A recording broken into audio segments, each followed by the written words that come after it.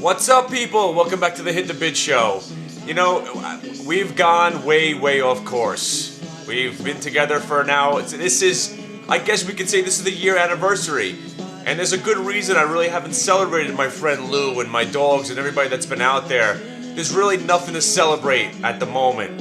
Everything that I've worked for, everything that I've tried to express and get my points across and try to save the planet from financial ruin, it's kind of getting to the point where I just want to give up. But I won't, because I have a point that I have to get across, is that a loser is your better friend than someone who claims to know what they're doing, okay? And all the pitfalls and all the awfulness that's happened to me, what I try to do is I try to show you not to fall into these traps and not to do what I do.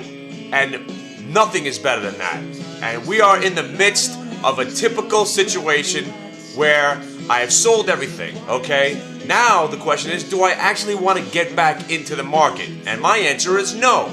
So obviously I'm going to miss those rallies where the market's very tempting. You're thinking, oh, maybe this is a bottom. Maybe I should get back in. Maybe I should dip the toe. Maybe I should hang on to positions. And I still say no. So maybe, just maybe, you might want to start buying stocks right now. Oh my God, did I just say that? Am I suggesting that you actually get into the market right now? Yes. But you know what? You can't. Oh, wait a minute. Did I just confuse you? Oh, here's what it happens.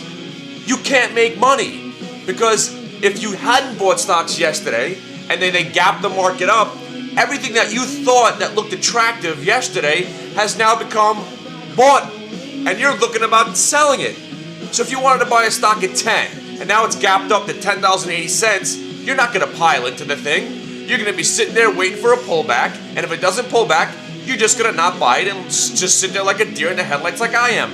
This is a common thing. It's happened to me for 10 years now. You can never time the market. Nobody can.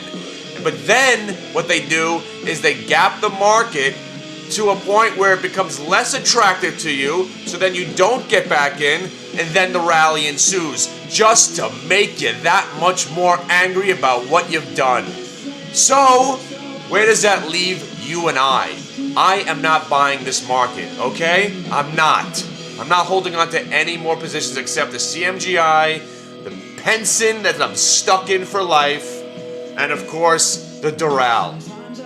I like to add, I was thinking about buying some Solar F yesterday, but I didn't want to hold anything overnight. Of course not. So now the stock is up tremendous. Did I want to get into some DRYS under 60? Of course I did.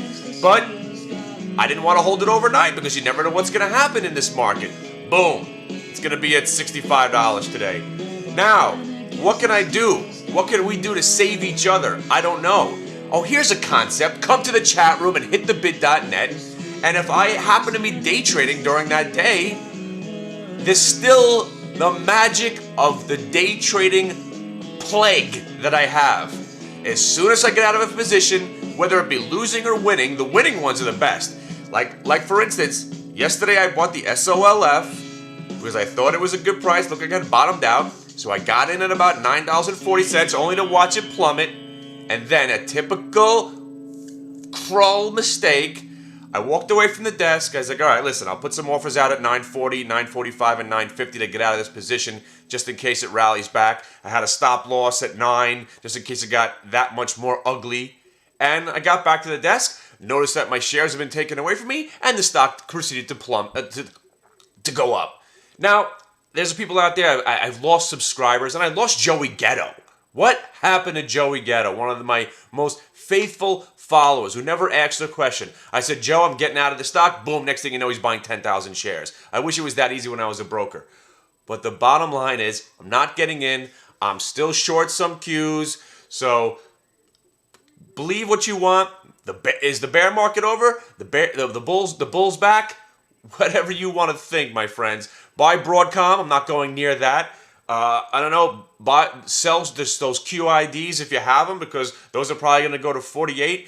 Buy some Qs because they're probably going to go right up to 45 or whatever the case may be. I'm not buying into this, okay? I will not.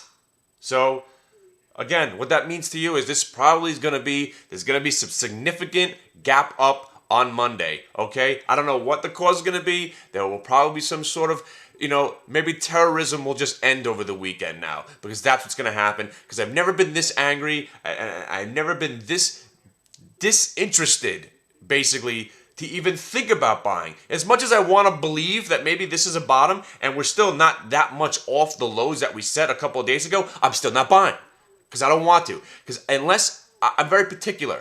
It's called penny wise, pound foolish. I missed the bottom. And I missed a lot of stocks that I was looking at that seemed attractive to me. So obviously, if they're up 10% from where I wanted to buy them, they don't look as good anymore, so I'm not going to buy them. But you know what? Those are the ones that are going to go up another 3 or 4 points from here, like the Omniture, under 20. Omniture under 20. You got to give the thing a shot. Oh my God, there's one after another. But like I said, I'm short the Qs right now, and I'm not covering. So, what does that mean to you? Here we go again, September. Yeah, just one more thing. If this is going out across the globe, please don't call this a rally, okay? Oh, we're having a tremendous rally, man. No, we gapped up. A tremendous rally is what we have when the markets pretty much opened up flat or down, and then we build up steam and rally. When you gap the market up, making it unable to make money, it's not a rally. It's a gap up bullshit move. And EXM, my friends, EXM was the trade. I forgot to mention it. EXM, I had 4,000 shares yesterday, and the stock would not do a thing. I wound up taking, I think, a 16-cent profit on it, and it must be. I'm sure it's gapped up, and I'm sure it's going to break 30. The earnings are coming out on Monday. I'm not going near it. I'm sure it's going to go up 10 points. Okay, so there you go. I haven't stuck my neck out in a while. But again, with this EXM, it's a dry cargo kind of thing with the dryers. We know they reported good numbers. I'm expecting some good numbers out of the EXM. It was coming off an extremely oversold position. That's why I got it into the first place. I traded over the last couple of days under 30. Now that it's above 30, I'm not going near it. If anything, I might straddle it Monday into the earnings for a small position. But EXM, my friends, EXM.